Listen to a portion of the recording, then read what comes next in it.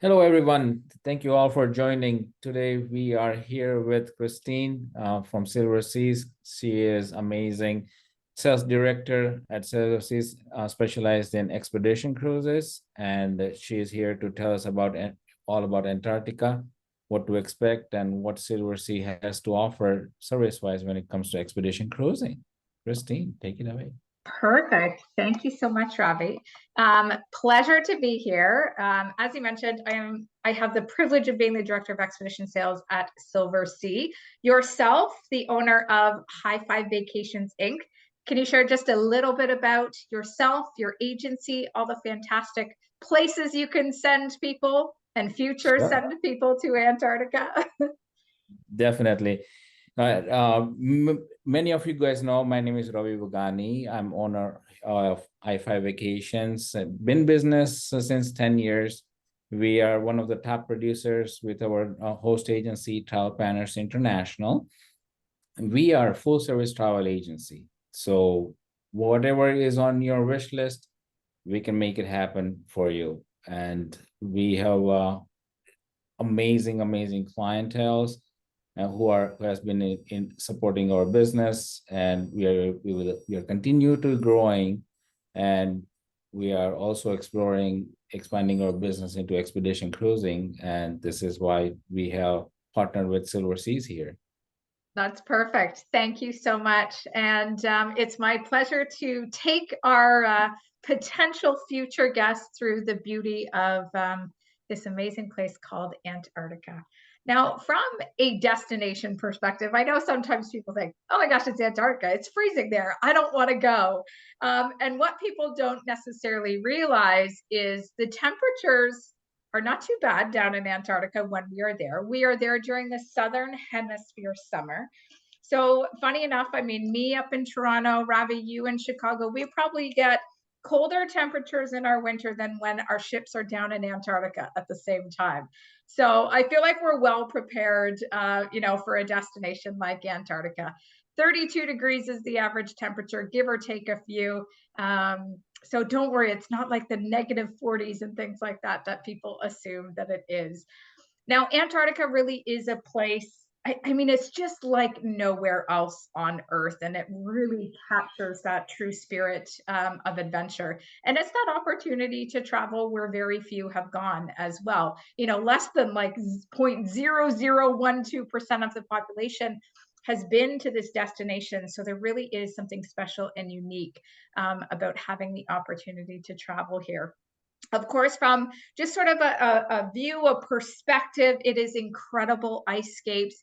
It is just untouched scenery. People don't recognize, you can see the mountains behind me in the photo, that yes, we even get, these majestic cliffs and mountains in Antarctica as well. But I think a lot of the big draw is, of course, the rich and unique wildlife experiences that you can have there. It is a penguin haven for anybody who might have a penguin bucket list that they are ticking off. It's a fantastic place to really connect with that spirit of exploration. I mean, there are so many stories from the past, both, failed and famed attempts of, getting to places like the South Pole, reaching places like Antarctica, and all of the sort of trials and tribulations that went along with that. So you do on an Antarctic expedition get to learn about people like Ernest Shackleton, Roald Amundsen, really true pioneers in exploration in the polar regions. Now, Antarctica and just sort of expedition cruising in general does take on more of the educational aspect from an experience perspective. So we have a team of expedition, team members that they might be marine biologists, ornithologists, come from a science background, because they are there to help educate our guests, run a lecture series throughout the expedition alongside the day-to-day activities and adventure to help our guests come out as true ambassadors for this incredible place. But I always say, if you are going to a place like Antarctica, and especially if it's your first time on expedition, you need to go into it with an open mind. Be cute, cool as a cucumber, go with the flow, because it is all about remaining flexible. That's how we can offer the most safe and the most opportunistic experience when we are in this destination. And I like to say we experience nature on nature's own terms. So we work with Mother Nature, never against her. And sometimes it could mean plan A turns into plan B or C. And it's never a better or worse plan. It's always the best plan at that time of day that we can deliver for our guests. Now, Antarctica is not owned by anybody. There's no, country ownership or anything like that. There was a treaty that was signed in December 1st, 1959, which is adopted currently by just over 56 different countries, maintaining that Antarctica will remain a place of peace and science, which I think is incredible. Now, the International Association of Antarctic Tour Operators is essentially a member organization that was founded in 1991. So all of us, operators that are going down to Antarctica are members of IATO. And IATO has different guidelines, different outlines that we follow as members to make sure that we are responsible ambassadors for the destination when we are taking our guests down to see this amazing place. So just to give you an idea of some of those rules and guidelines that we follow. Now, from a ship size perspective, this is two very different experiences in Antarctica. There are some larger cruise lines that would offer Antarctica as part of their itinerary. And important to note, of course, comes at a very different price point, but also a very different experience. So any of the larger lines where you do see Antarctica mixed in as part of the itinerary, know that you're never actually getting off the ship. You're never stepping foot on the seventh continent. They might work in 2 to 3 days of sort of scenic cruising near-ish parts of the Antarctic Peninsula, but guests are not able to get off if they are on a ship over 500 guests. Now, where expedition comes into play is all of those other ships under 500 guests, where we do have the opportunity to get up close and personal. And yes, if Antarctica is that seventh continent you need to take off, we will get your foot on the continent to say that you've been there, to complete your list of continents. So that's really why you want to approach Antarctica from an expedition cruise if it's, on the list for you to step foot onto the continent. It's the only way that you can do it. Now, one of the other guidelines that we heavily follow here is biosecurity, because of course, we don't want to introduce any foreign matter to the Antarctic continent. We also don't want to transplant anything from site to site that we are visiting. So before our guests ever go off the ship for their first time in Antarctica, we actually vacuum you. We vacuum your outer layer of gear. We want to make sure that there's nothing in your pockets that could fall out. So say you have a tissue or something in your pocket to blow your nose, you want to make sure that we remove that before we go out, because we don't want it to blow away or fall out of your pocket and be introduced to Antarctica. And so we'll do that as well, just by vacuuming all your outer layer clothes. I have cats. We don't want to introduce any pet hair into Antarctica. So that is the process we go through before our guests get off the ship. Now, once our guests have been ashore, we have, you'll notice, little boot scrubbing stations set up on the land once our guests get back onto the ship. And that's helped to scrub any of the larger matter that might have been picked up on the bottom of our boots. And then we will also send our guests through a disinfectant called Virkon to make sure that we are killing any additional smaller bacteria that might still be found on the bottom of the boots. So this is to help make sure that, again, we're not introducing anything or transplanting anything from site to site when we are in Antarctica. Now, there are rules around distance from wildlife. As tempting as it is that we want to go up and pet a penguin, you cannot do anything like that. We are, observe from a safe distance. So 15 feet, 5 meters is the distance we have to stay from penguins, for example. Now, listen, it's not to say that the penguins don't, always follow the rules, and they might cross over that barrier, and they might come up to you and be curious and wonder what you are, and things like that. So it's important that our guests are educated by our team before they go ashore to know what to do in those types of situations, and to always be aware of your surroundings, because oftentimes you could look back behind you and a penguin has come up right behind you. So just being the responsible steward in the region, letting them be curious. We don't reach down and pet them, we don't touch them, we don't stick a camera lens near them. We just let that natural moment unfold, and they will eventually get bored of you and move on.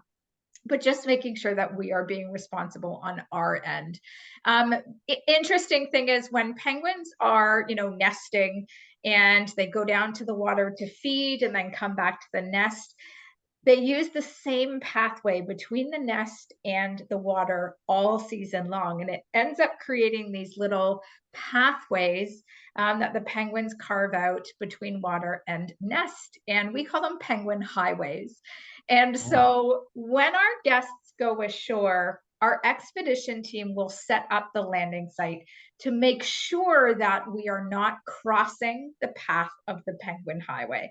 We don't want to ruin the hard work that they have done to create their pathways.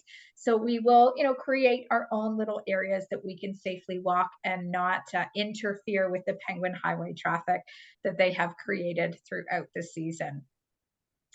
Now, Antarctica with Silversea, just as an understanding, Silversea as a company has been pioneering the small ship luxury cruise experience for just over 30 years.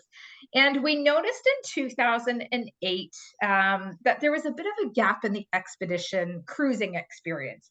If you did want to go to places like Antarctica, say around 2008, you ended up on a vessel that maybe had less frills or comfort or amenities and inclusions than you might be used to, and how you might travel to other destinations. So we thought we could really make a mark and put our stamp on the combination of expedition cruising and the luxury cruising experience. Why sacrifice the comfort, inclusion, and amenities of the on ship experience just to have the adventure? Let's have the best of both worlds. And that was the creation of Silversea Expeditions back in 2008. So just over 17 years, we have been traveling to places like Antarctica on our purpose-built ships. And again, the opportunity to really see and experience a destination in a variety of different ways, which I'll go through some of the inclusions of the off-ship experience in just a little bit. But when it comes to a destination like Antarctica, you want to make sure you're going with an operator that has some of the highest guide to guest and zodiac to guest ratios. And Silversea is right up there in that competitive landscape, because this will allow you the amount of kind of maximized off ship opportunity in the destination.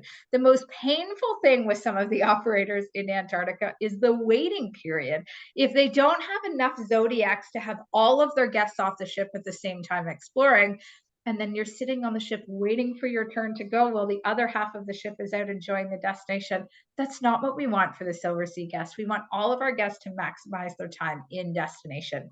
So we have some of the highest guide to guest, zodiac to guest ratios to be able to do that and facilitate the operation with our experience in destination. Now, as I mentioned, the expedition team, they're essentially the heart and soul of the entire experience. They facilitate all of the on-ship recaps, briefings, lecture series. They're really there to help answer any of our guest questions. We go through a briefing the night before the following day. So all of our guests will join in the Explorers Lounge. They'll meet with the expedition team, and we'll go through, kind of the highlights from the day, the recap. And they'll also introduce the plan A for the following day. And that gives a chance for our guests to ask questions. Maybe, guests have certain mobility concerns that they want to, just double check. Should I do this hike, or is this hike better? Should I do the Zodiac cruising, things like that? We'll also let you know if there's an opportunity that we're planning for kayaking. So that can be your time to sign up for kayaking as well.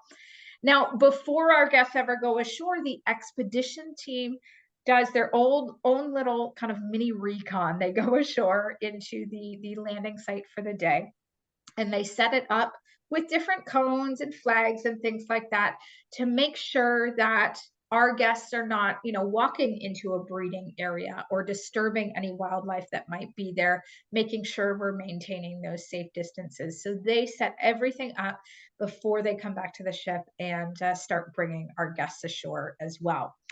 Now, the three vessels we use down in Antarctica, we have sister ships, Silver Wind and Silver Cloud, and our Silver Endeavor. And these ships are polar class rated. They are meant to be in the polar regions, purpose built for this fantastic style of exploration. And of course, all the comforts that you can imagine on ship. So we are all suite accommodations from both our ocean to our expedition fleet. That is something we keep consistent across every style of ship that we have. We also do have personalized service, so butler service available for every suite category, which sometimes people find a hard time to believe. Like, I'm in the most remote part of the world and I still get to have a butler. And I think what I appreciate and love about the butler service the most with Silversea is all those little elements that I don't think of myself that really elevate the experience. So I think of, my sister and I were ashore in Antarctica doing a landing in the morning, and the wind had picked up pretty fiercely. So by the time, we had come back just before lunchtime, we had quite the chill to us. And wouldn't you know that our butler had set up freshly made hot chocolate in a little teapot and laid out some freshly baked cookies for us. Just this perfect little surprise, that we didn't think to ask for when we came back from a morning landing. Another day, we were due to have a bit of a longer experience ashore. And so our butler actually came to our suite with a platter of different fruit as a way to help fuel the afternoon, just to give us that little boost of extra energy to then be able to burn it off when we were ashore. Or me, I'm not a morning person, if I'm being perfectly honest. So I love waking up in the morning. Your butler can come in and set up a full spread for breakfast for you in your suite. So while you're still maybe in your robe and your slippers and just kind of working into waking up for the day, you can enjoy, a full service for breakfast if you wish, before going out and enjoying the day. So all of those types of things just really help to elevate the expedition experience when you're in destination. And of course, And that from a is included, you correct? scared me. Yes, Sorry. Abby. Sorry to interrupt you, but butler service is included regardless what class of room is booked. You're exactly right. And it is one thing that is special to Silversea. There's no other cruise line that offers that. Sometimes it's in the upper, suite categories, but with Silversea, every single guest, whether you're booked into, our Vista or Classic suites, right up to our owner suite, will have the opportunity to enjoy the butler service, which is fantastic. That is And great. from a dining perspective, of course, even though we are in the remote reaches of the world, we still don't want to compromise on, flavor and cuisine, and just helping introduce our guests to a variety of different styles of dining. Now, on the three ships that we send to Antarctica, these are the four restaurants that we feature. So the restaurant, that's your main dining room. You can get a la carte breakfast, lunch, and dinner there if you choose. And you don't need to worry about any reservations or anything like that. The grill on Silverwind, Cloud, and Endeavor, that is more kind of your casual fare. So for lunch, if you want to go in and have, your burger and fries or some wraps, things like that. And then for dinner, we'll have more of your gourmet offerings with your steaks, your maybe barbecued chicken, salmon. And then on Wind and Cloud, they have La Terrazza. So for breakfast and lunch, it is a bit more of a buffet style that you can enjoy there. And then in the dinner hour, it's a la carte, sort of Italian style. On Silver Endeavor, Il Terrazzino is the restaurant, and it's exclusive to Italian dining in the evening time. And then La Dame, this is our one specialty restaurant on board, where you could literally enjoy like up to a 10-course meal matched with your wine and, champagne Wow. pairings and things like that. And who knew at the bottom of the world you could enjoy cuisine like this. So this is the one specialty restaurant that we have if guests wish to participate in that. Now, from a gear perspective, as you can imagine, not everybody has a parka and things like that or proper gear for these types of destinations. So we prep our guests with a certain amount to get them started. So with Antarctica, we do give our guests the included parka that you see here. So that gray layer is that thermal insulated layer. So the part that'll keep you extra cozy. Then the red layer over top, that's the wind waterproof layer. It has a fantastic hood that you can, totally tie up if the wind is harsh or anything like that. It's got a pocket for your cruise card, pocket for your phone, in your chest. It's got the ventilation parts as well. So a nice dual system. You could wear them together. You can wear them apart. That is totally up to you. You can, layer and unlayer accordingly as you warm up with the activity. And then on our Antarctica Bridge program, we include an extra pair of waterproof pants for our guests. And I'll show you a photo as to why we provide the pants for our guests, because we get you right in the heart of the destination as soon as you arrive. And you can also do the boots on loan from us as well. So again, just one less thing to have to worry about packing to bring with you. You can do the expedition boot rental through our ship to shore program, and we will take care in cleaning, delivering your gear to the ship and vice versa. And you can take home the parka, the water bottle, and the reusable water bottle and the backpack and the waterproof pants as well. Now, if you do sign up for kayaking with us, we take care of all that gear as well. So yes, even in the cold regions, we have the polar dry suit to make sure that you're comfortable. There's no risk of, water or anything getting into your suit. And Ship to Shore Traveler is a website that we have. So once a guest has a Silversea booking, they have a website called my.silversea.com where you would go in, you can customize your booking. You can book some of the restaurants if you choose to, and you'll also get the link for this website. And this is where you can give us all of the sizing for your parka, the boots, etc. But also if there's extra gear that you just don't have, like not everybody has thermal, long underwear or anything like that, or maybe you don't have trekking poles. You can do those rentals through the Ship to Shore Traveler website, and we can have that gear delivered as well. So an extra service to add just for guests that may not normally have that type of gear available to them at home. Now, when it comes to the off-ship experience for Antarctica, we kind of start everybody off in small groups. We call you down in smaller groups to make sure, it's a nicely timed, smooth journey getting from ship into Zodiac to land, etc. So we congregate in a place called the Expedition Launch Area. This is on Silver Endeavor, and funny enough, where you can see all the boots, they're actually hanging onto their own individual heaters. So when you go and take your boot down, it's nice and warm when you put your feet in. So once they transfer from this expedition launch zone, they will then go out to these platforms where the expedition team is waiting with the Zodiac. And there are expedition team members both on the platform and in the Zodiac to help our guests get from ship to Zodiac and vice versa. And you can see in this photo on the far right here that they are doing what's called the sailor's grip. This is, just kind of a nice secure way to help, instead of hands that you can easily lose sight of, this is the best way to get our guests to and from the ship into the Zodiac.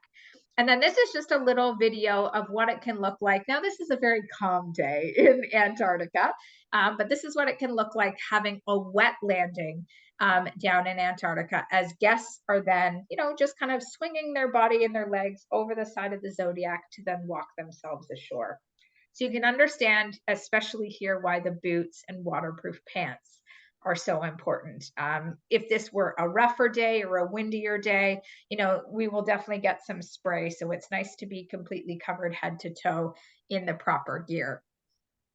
Now, sometimes it could mean, being a little bit unique in where we put the zodiacs to then get our guests back into them, to take them back ashore. So we use what Mother Nature has given us. We use the natural landscape to transition our guests around and through all of these different landing sites. So that's where it really takes an experienced expedition team to kind of know the proper places and safest places that we could be embarking and disembarking our guests into this part of the world where really there is no human infrastructure. So there's no docks, there's no ports, there's no cities that we can be using to get our guests, ashore. So we will use the zodiacs as well, not just as a mode of transportation to get from ship to shore. We'll also use them as a great opportunity to go out and do some scenic cruising. Some of the best sort of wildlife or whale experiences I've had, or just being able to see and appreciate the size of some of the icebergs, has been from the Zodiac. Now, we also use, having these small intimate ships is so great for being able to slip into some of the channels and just have some stunning scenic cruising. This particular photo, it's funny enough, it's actually these same two mountains behind me. It's going to slip into what's called the Lemaire Channel. And it's this beautiful passageway where the two mountains just cascade on either side. And sometimes throughout the season, it can be blocked by icebergs and things like that. It may block the entrance or the exit. So it can be really special when there is the ability to get into the Lemaire Channel. And we do offer different levels of hikes. Now, just to keep in mind when you're going to Antarctica, it's not like certain parts of the Arctic, for example, where we could hike for much longer periods of time. Landing sites in Antarctica are quite small. There's not a lot of vast landscape that you can be walking on. They're quite small and usually tucked up beside, a cliff face or a hillside. So you can see the little red flags that they have highlighted and put out. And those are, to give you an idea of how they've set up the landing site. So don't go past this area. Don't step into this spot. But here's a nice little trail that you can walk around, do some of the hiking to experience the different wildlife. And they'll usually set it up with different highlight spots. So maybe there's some seals, located here, maybe a penguin colony over here. And they'll have expedition team members spread all throughout the landing site. So as you yourself are enjoying it, you can go up to them and ask your questions and things like that as well. And then, yes, we do offer and include sea kayaking. Now, the only kind of rule and regulation we have for sea kayaking is that we need you to have experienced kayaking at least once before in your life. This is not the time to learn how to kayak. Our guides will give certain instruction and signals and things like that for safety, but we do need to know that our guests have had, even minor experience kayaking in the past. Guests need to have the ability to swim. Now, not to say we make a habit of tipping over or anything like that, but heaven forbid, you have to have the ability to swim, and English is the first language. And then 16 years and older. That's kind of the rule behind kayaking. But I mean, just this image alone just shows you how special it can be to go kayaking in a destination like this. And there are some fantastic videos out there in the world where guests have had experiences where whales have come up beside them or gone underneath. Whales not guaranteed, but it has happened. And can be such an incredible way to see and experience some of the wildlife in this region in an up close manner. It is incredible. Okay, Ravi, I've got to ask you, if you are in Antarctica, are you doing the polar plunge? No doubt, I will. Oh, good. I was worried for a second. I will do it in a heartbeat. Because then what this happens? is exactly how I will be jumping. Yeah, with like, the world is your oyster. I mean, this guy, I think, is enjoying it maybe a little too much. I don't quite do the polar plunge with the same enthusiasm that this guy does, but at least I can say I've done it. a few times myself actually down in Antarctica. So then once you've done the polar plunge in Antarctica, then you're going to have to book yourself to go to the Arctic and do it then in the north as well. No. Just saying, you've got to tick off both of them once you've done one or the other. But yes, we love to give our guests the opportunity to do the polar plunge. We'll give you the fantastic photo, proof, because you got to be able to prove here to people back home that it happened, right? So yeah, give us your cell phone. We'll get the whole image for you and get that captured in the certificate to prove that you did it. So it's always such a great fun day, whether or not you participate in it or not. It is a barrel of laughs watching our guests do the polar plunge. Now, from a wildlife perspective, of course, I think top of mind when people think of Antarctica, they think of penguins. Now, these are the three main penguin species that you see when you're doing the Antarctic Peninsula. So these are your smaller breed of penguins, your gentoos, your chinstraps, your Adelies.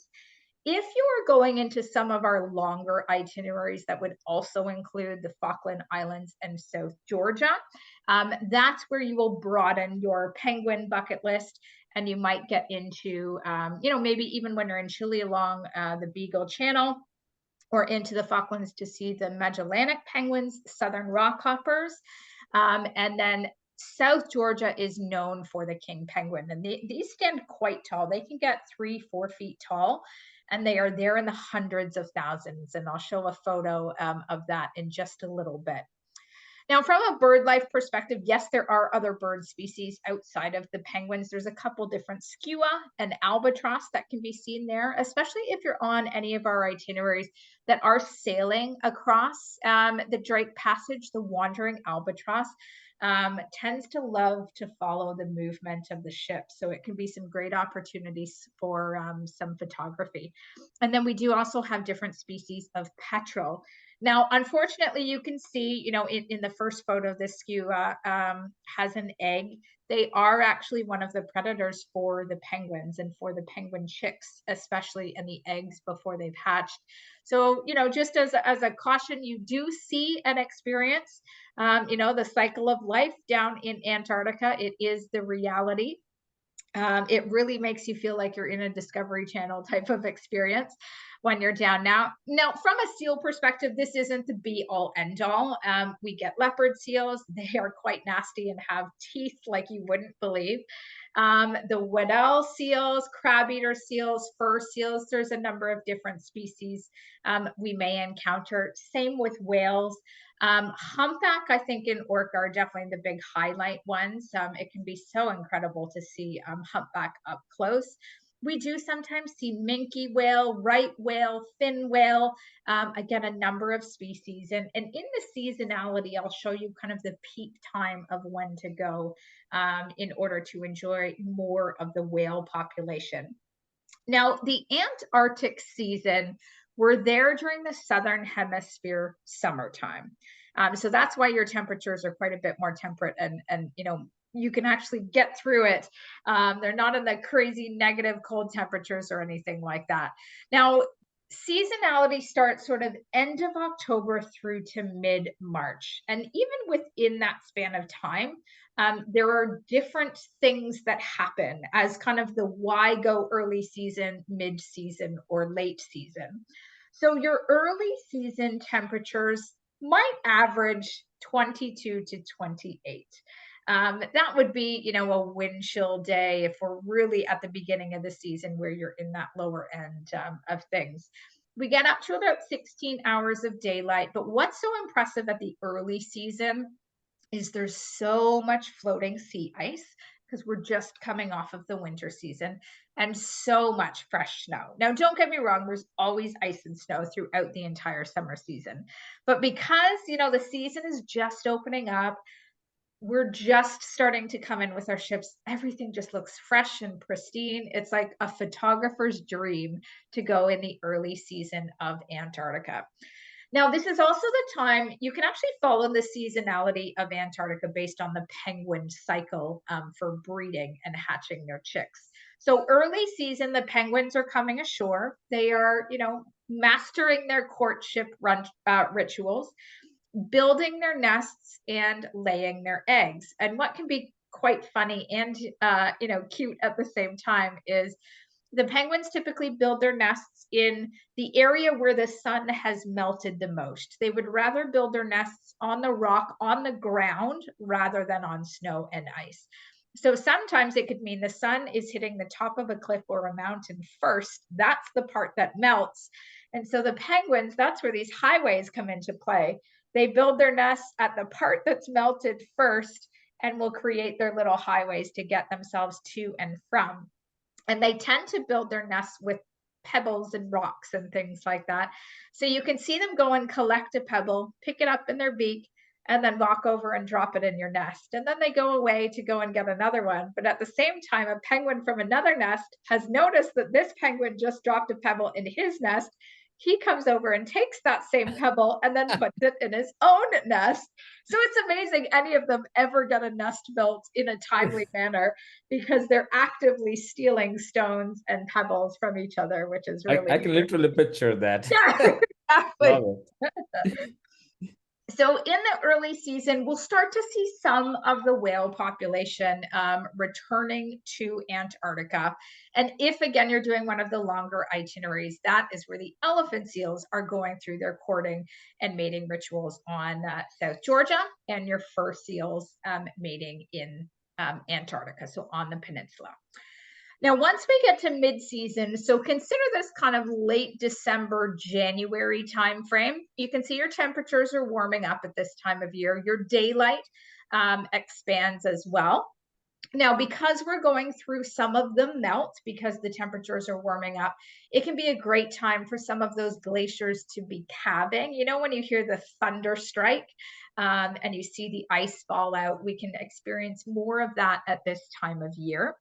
And this is when your penguin chicks hatch. So this little guy that you see here, some of the colonies will be just full of the little fluffy penguin chicks running around and being introduced to the world. And then as we get in towards the later season, so February, mid-March timeframe, the temperatures might cool down and just kind of sit at a temperate 32 degrees. We will lose some daylight at this time of year as well. Now, because we've been through sort of the summer melt, this is also the best time for us to attempt Antarctic Circle crossings. So going below 66 degrees, 33 minutes north. That can be a bucket list thing for some guests if they've crossed the Arctic Circle and then want to cross the Antarctic Circle. And then our penguin chicks, they are preparing for life at sea. So you'll see them lose that fluffiness to them, and they grow their sturdy swimming feathers. And the parents go through a molt every year as well before they then leave Antarctica and head further north after the season. But February, March timeframe is peak whale sighting season. Not to say again that you won't see whales scattered throughout the earlier parts of the season, but this is when they are there at their largest numbers. So it can make for some great, unique, Zodiac cruising experiences, kayaking experiences for our guests down in Antarctica. Now, just to finish off, I'll give you an idea of what some itineraries look like to get you to and from Antarctica. So this is probably one of our most popular. It is the Antarctica Bridge program. And what this itinerary actually is flying over the Drake Passage, landing in King George Island before then heading, onto your expedition down in Antarctica. So this is unique for if you're the guest that has limited vacation time. You can do this whole itinerary in about 11 days, and that includes getting you to and from where you live here in the States. So what is also great is if you've, seen maybe Drake Passage crossing videos and you're like, nope, I don't want to cross the Drake Passage, or there's no way I'll sail on open water to get down there. This is another option of why you can do this itinerary, but you're never sacrificing the time in destination. That stays the same whether you fly or whether you sail with us. So the flight across is about 2 hours each way. Now, what's interesting, currently you can see this journey is done through Punta Arenas. In 2026, so in construction right now this year, Silversea is building the southernmost hotel in the world. And this is located in Puerto Williams, Chile. It is exclusive to us as an Antarctic operation, port, airport, city. You will find no other expedition operator going to Antarctica here. So we decided, let's build a hotel to facilitate that entire fly cruise operation. So that 2-hour flight will now become about an hour and 40 minutes each way. It will limit your transfer time getting between airport, hotel, etc. And then our guests get the beauty of all being in the same hotel from the true Silversea experience. We bought some horses and a ranch when we bought the land for the hotel. So we'll have horseback riding, hiking opportunities. Again, just additional ways to help our guests really make this part of the journey to and from Antarctica. And you'll see next month in April, we'll continue to release more content and teasers and things like that about the creation of this hotel. Now, when you're doing the fly option, we use these smaller planes. They fit about 75 people, and we land in a place called King George Island. So again, no infrastructure here, no formal airport or anything like that.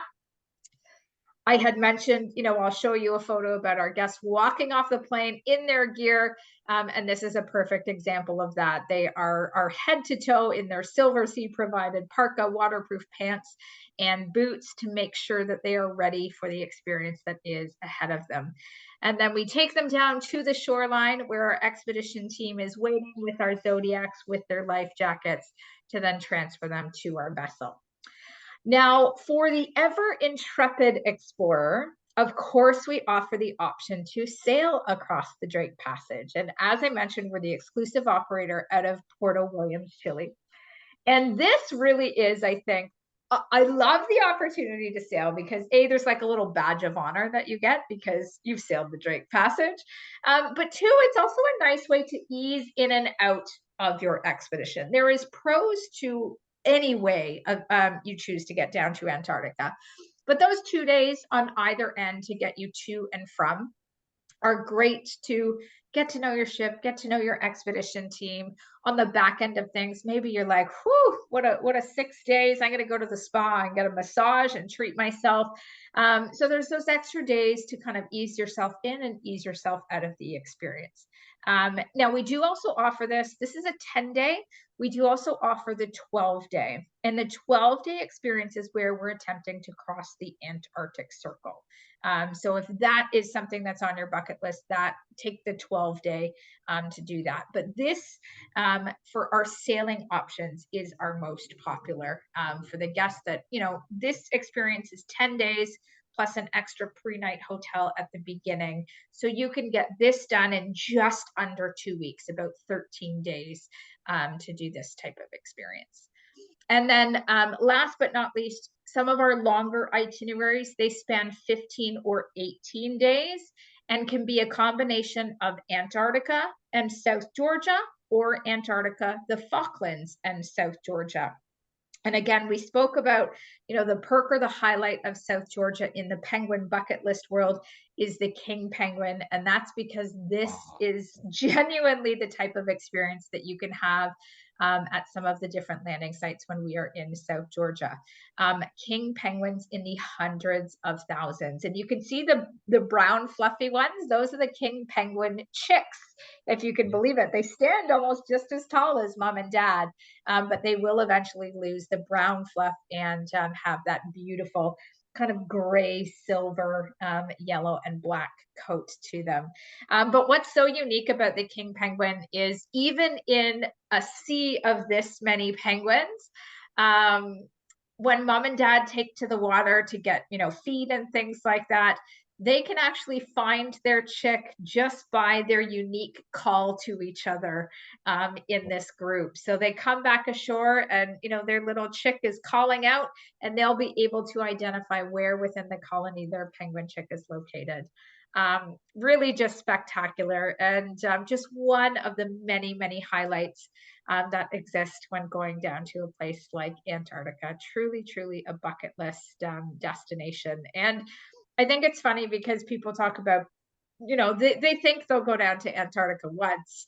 And then once you've been down there, it just captures you in such a different way, an emotional way, that oftentimes we'll have guests maybe do the fly operation or the 10-day sailing, and then they come back and do one of the longer itineraries with us because they're just so blown away by the experience. And also, you mentioned that, beginning of the season is totally different experience, glaciers. Exactly. So Exactly. the So there's time a maybe lot wants to of, go again in the beginning of the season. you're so right. There's so much benefit to try and test out the different parts of the season. I've had the privilege to travel down here a number of times myself, but being in the late season was a first for me this past February. And I had some of the most incredible whale experiences. We had a couple humpback whales that were just sort of gliding and coasting under the Zodiac, around the Zodiac. And I'd never had that experience prior. So it was really special to be, able to have that moment when, I had different highlights for the other times that I went. So huge reason, exactly as you said, to go back and try a different time of the season. Now, just in terms of kind of what's available right now, so we're right at the tail end of our wave offer, which is currently offering up to $5,000 off per suite. This has been extended. It did originally expire February 28th. It will 100% disappear at the end of March 14th. So this is your last opportunity to get that last minute wave savings by looking at an Antarctic voyage. And then as a thank you, for going through this journey with you and I, Ravi, we're also offering exclusively through Hi5 Vacations Inc. an additional $500 savings per suite, or Yay, thank $250. you. Yeah, if you're a solo traveler, and it's good for any voyage, 25, 26, or 27, whether it's our ocean or expedition. So maybe you join this because maybe you're already sailing with Silversea in another destination, but are thinking ahead to your next one. So if there's anything that you're thinking of booking, especially before wave season ends, this offer is applicable to you only through Hi5 Vacations. You can see Ravi's email there. It is hi5vacationsinc@gmail.com in order to redeem this offer. And we'll keep this available for 2 weeks following this presentation, but keep in mind the wave offer will expire March the 14th. And then Ravi, you have special pricing on one departure in particular. It's on our Silver Cloud, departing this season, November 26, 2025. And that is our 10-day sort of peninsula highlights itinerary where you can sail across the Drake Passage like that intrepid true explorer and spend 6 days on the continent to experience, these incredible things that we have just spoken about. So if you have any interest in receiving that special pricing, please, again, reach out to Ravi at hi5vacationsinc@gmail.com. And he'll be able to share all of this information for you. Now, that's Antarctica in a huge, but what seems teeny tiny nutshell. How do you feel, Ravi? Oh, amazing. Those pictures just mesmerizing. And, expedition is all about giving a unique experience. It's not going to be the same experience. Somebody else sailing in the same route, going at a different time. It delivers nature at the best. So it's Absolutely. amazing. I'm Absolutely. really excited. Thank you so Any much. questions off the top of your head at all? Watching all this, going through it all, do you have any questions? Yeah, few questions that I have is like, given a Silversea as a brand is a luxury experience, luxury cruising expedition. I do know that with Silversea, there is certain dress code requirement. Is it the same for expedition as well? That's a great question. We do have a slightly varied dress code experience between our ocean product and our expedition product, and a couple reasons behind that. Obviously, with expedition, I mean, we are being exposed to parts of the world and elements of the world that are not necessarily something you would come up, in the day to day if you were on, say, Mediterranean cruise, for example. So the type of kind of day to day wear is we want our guests to be dressed for the destination. That is first and foremost the most important. So when we are in those cold weather regions, making sure you have the thermal clothing, the ability to throw a fleece on top of that if it's chilly, why we give you that extra gear. And this can also mean, because we are in remote regions and oftentimes using, you saw those little charter planes to get our guests to and from, it typically means, from a luggage perspective, one checked suitcase per person.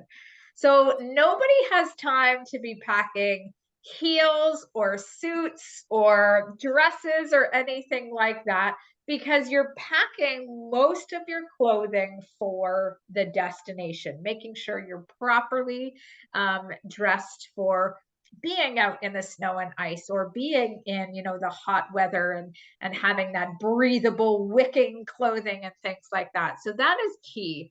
Throughout the day, you're dressed for the destination.